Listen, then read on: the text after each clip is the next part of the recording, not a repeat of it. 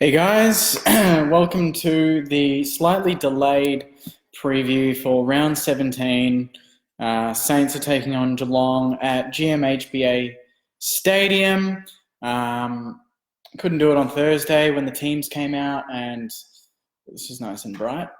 Couldn't do the preview on the Thursday. Couldn't do it last night, so I thought I'd give it a go and do it now before I actually go to the game. I'm actually attending. I'm one of the silly Saints fans that's deciding to go to the game, and I'm not sure if any of you guys are going to be going, but if you are, let me know where you're at, and if I get on the piss in the second half when the game's done, I might just come to this cheer squad and just chill with you guys and sing some chants. I'm going with my roommate, who is a cat, and his family. So it's going to be all Cats and me. So I'll be sitting amongst a lot of Cats fans, I'm pretty sure, and I will be cheering as hard as I can like usual without trying to get into any fights. But I can't guarantee I won't get into any fights because I'm going to hate the amount of free kicks that Geelong get just because the crowd cheers for them. That's going to be the one thing that really pisses me off. But apart from that, in terms of the ins, Jack Loney's back. He was in career best form before that round 3 or round 4 match against Hawthorn where he was pushed and hyperextended his knee, I think it was. He played for Sandy recently, kicked 3 goals, and now he's back into the lineup. In terms of the other Nathan Brown, I think is a big one for us. I don't think, he should have been dropped like he has recently, and based on his stats, in terms of defending and contests, he's ranked 6th in terms of one-on-one contests. He rarely loses a one-on-one contest because he's such a big guy. He does get exposed when he's playing on the more mobile forwards, but I think in terms of tonight, you can see him matching up pretty well on Tom Hawkins. Hawkins has been in very good form as well as he has been for most of his career. He's a very good forward. Apart from that time he hit the post in the 2009 grand final and they gave him the goal, but we'll ignore that one. I think that's a good matchup for us. Obviously, losing Battle is a bit of a disappointing one because he's been in such good form all season in a new position for him, moving from forward to back. In terms of the outs, Battle being one of them. The other being Matty Parker, omitted, and that's something that has been coming, for me. I think that he's been okay for the most part of the season. He started very well, and we're all very excited for him. But I think that as the season's worn on, his form's kind of dipped, similar to the team as well. And I think he was due maybe 5 or 6 weeks ago, to be honest. I think that they've left it quite late. But it's a timely one because obviously Jack Loney is back into the team, and that gives us a bit of excitement up forward because we need that. We need to keep the ball in defence. Geelong are very good at rebounding. They're very good at the intercept marking with Blitzarves in particular. Their defence is one of the best in the league. They move the ball very fast, very concise, and on their home deck are almost unbeatable. We haven't beaten them there for close to 20 years, I'm pretty sure. So everything is against us. Everything is against us. Form, ladder position, personnel, coaching situation, everything is against us, and I really hope this isn't sort of that game that just really rubs everything in, that just establishes that St Kilda's a joke. I don't want that to be today. I don't know if we can win, just based on it being at GMHBA. I would have been more optimistic if it was at Marvel. Still very unlikely win, but at Marvel it's a bit more neutral with the supporters, and in GMHBA Stadium it's going to be 30,000 Cats and 1,000 Saints. And that's always very hard, the sounds of affirmation, that Richo claimed a couple of years ago when we played in Perth, 100% true. If 1,000 Saints fans yell ball, and it's ball, they won't pay it. If 20,000 Cats fans yell it, and it's the same situation, they'll more than likely get the free kick, and I believe that. So that's one thing Richo's gotten right in his tenure, but I don't know what result we need to have change. If we lose by 30 points, is that enough come Monday for Richo to go? What do you guys think? Do you think that because this is really what this game's going to be about. It's not about the 4 points. It's about players playing for their careers. It is, Alan Richardson's coaching for his career, and players should be playing for their careers, because if there's a new coach that comes in, I can guarantee you that they're not going to be as kind to a Jack Nunes, even though it's his 150th, and that's a great feat for him. Good on him to get to 150. But players aren't going to get that easy ride like they have under Richo, under a coach that's coached them for 6 years. It's going to be fresh eyes. They're going to judge them based on performance and not based on potential or a game they played 10 years ago when they were good. It's going to be a very different sort of view, and I'm excited by that. I do have a little whisper from one of my guys that knows a few people internally, and there might be some action on Monday if we have a blowout. I know that is a fact, and I know that there's a 2-year deal for someone on the table. So I don't know what that means, whether it's a new coach coming in for 2 years or something, but could even keep Richo as an assistant. He was always a good assistant at Port Adelaide, highly regarded there where we got him from. Do we keep him in the club, or do we just get rid of him completely? I mean, that's one that I'm not too sure about. But in terms of the game, I just want us to go there and just give it everything. I don't want the guys to go there knowing the coach is done, and that means that they can take it easy. There's travelling fans, and I hope any player that watches this, I know some of them do on Instagram, they do watch these videos.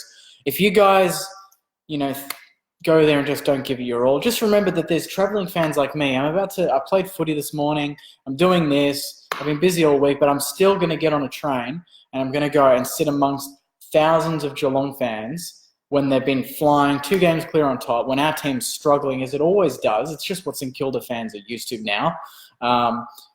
Don't go there and just not give it your all. There's fans that are travelling and paying good money, some probably from interstate because they don't get to watch the Saints that often, and they're going to come and watch us play tonight. So I hope that the players really do play with a heart on their sleeve. They really just go for everything as if, as if there's no tomorrow. Just go there and hurt Geelong. I hate Geelong.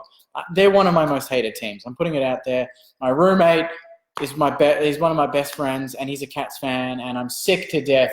And I went to school in Geelong. I'm sick to death of, when I used to go to school after 2009, and I'd get shit after shit thrown at me for the fact that they beat us when we should have won that, and their success there, from that point on of just multiple grand finals and wins drives me fucking mad. So any chance I get of seeing Geelong crash and burn, I'm going to take it. And hopefully tonight, even if we don't win, I just want us to have a patch of good football, a half of good football. I just want to scare them and make them think that, oh shit, St Kilda aren't as easy as what people think. That's what I want.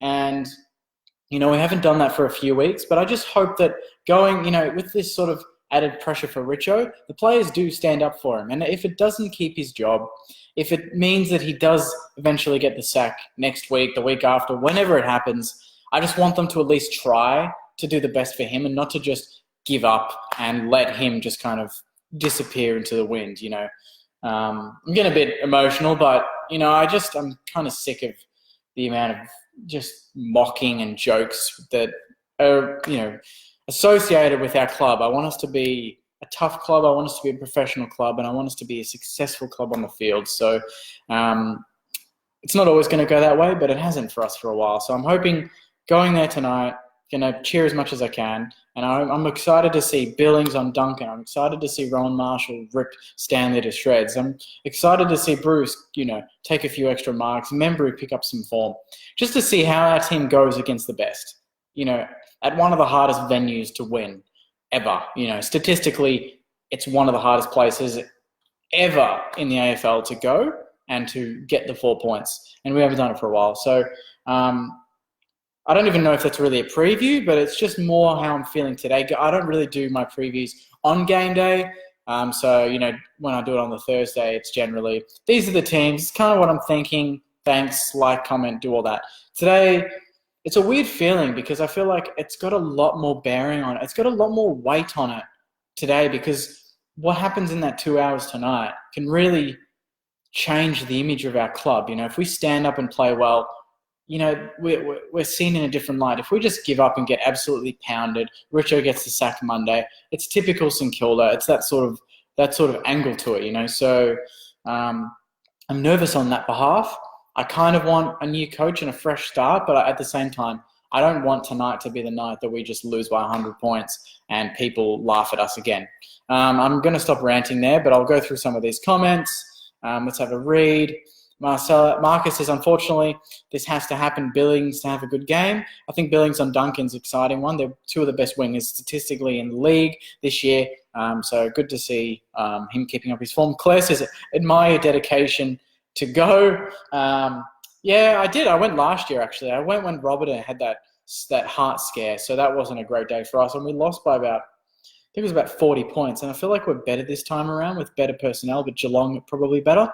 So I'd be happy for that sort of result again. But I just want to kick a score. I don't care. Like, let's not lose by 100 and kick 40. Let's lose by 60 and kick 80 or 90. I want to get a high score. Michael says, at least you don't have to sit next to the Geelong cheer like me. Mate, I'm going to be sitting amongst everywhere is the Geelong cheer squad. It's literally all the fans going tonight are Geelong fans, So unless you're dead in the middle of the St Kilda cheer squad, you're amongst Geelong fans everywhere. So I'm going to have a hard time cheering because everyone's going to be looking at me. But at the same time, I'm going to just soak it in, have a bit of fun, try and, I'm going there expecting a loss. So if the game's closer than we think, then I'm going to go there leaving pretty happy. So that's it from there. Taylor says, Loney, my boy. Michael says, at least you don't have to sit. I think I just read that. Vince says, Loney injury was in the Adelaide game, I think, homie. Was it? Might have been the Adelaide game. Not too sure. Leonie says, hope you rug up. It's going to be very cold. Don't worry, I've planned that. I've planned ahead of time for that. Glad to have Brown back. Leonie says, go Saints. Jason says, can we get rid of Leithland first? That's a good question. I think Leithland has kind of dodged a lot of the scrutiny with how we've been performing this year, particularly because Richo has been that front man. But I think if Richo goes and we get a new coach and similar problems still happen, I can see Leithland being put under some serious pressure. He's just kind of the middle man, and he's happy to just see people come and go, but it doesn't look like he's really doing anything to really push the club to a new height. And in his position, he's got a lot of power. I wouldn't mind seeing a bit of that initiative. Adam says, Jack Loney will have more tackles tonight than Parker and Long had last week put together. Long should have been dropped too. Actually, I think Long's been okay. Daniel, I've got a feeling that we will come out fighting, but I do think we will still lose, but hoping for a close game. Taylor says, Richo can't be sacked as the coach of the 15th place team, losing to the ladder leaders and premiership favourites. It just wouldn't be justified. I think it just comes to, a chance of making finals. And I think tonight, if we lose, it's kind of almost statistically out of reach. And that's all the board need. They need to just know that we statistically cannot make finals no matter what. And if we lose tonight and teams win, we're probably 3 games out of the 8, percentage out of the 8. It's getting close. So every loss, it's another step forward in terms of, Richo losing his position as coach. Marcus says, any loss will be his end, man. 6 years and got to freshen it up. Keeping one coach only sometimes works, and for us it didn't. Brad Scott, 2 years, been in the works since he left North. Well, let's just throw that out there. Brad Scott for St Kilda coach. What do you guys think? Yes or no? Comment what you think. I do not want Brad Scott as a coach. He wasn't that successful at North. He got them to a few prelims, never really was well regarded internally or externally, and seems to be a coach that really has one way and that's it. And if it doesn't work, he just goes with it and it fizzles out just like it did for North. I wouldn't mind a Caracella who's worked at Richmond, part of their midfield setup, and then he did a lot at Geelong when they were very successful. Those sort of guys that are left field but have a lot of smarts and maybe a fresh approach as opposed to going for, these existing coaches would be good. Cooper says, where are you sitting? I don't know yet. I'm going to find out when I rock up. My roommate's got the tickets, so I'll just go there and find out then. Play it like a grand final. I think so.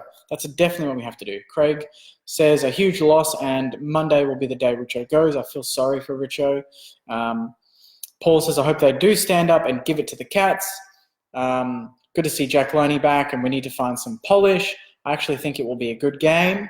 Christina says, please don't sack Richo. Let him see out this season with dignity and grace. We will be better next year.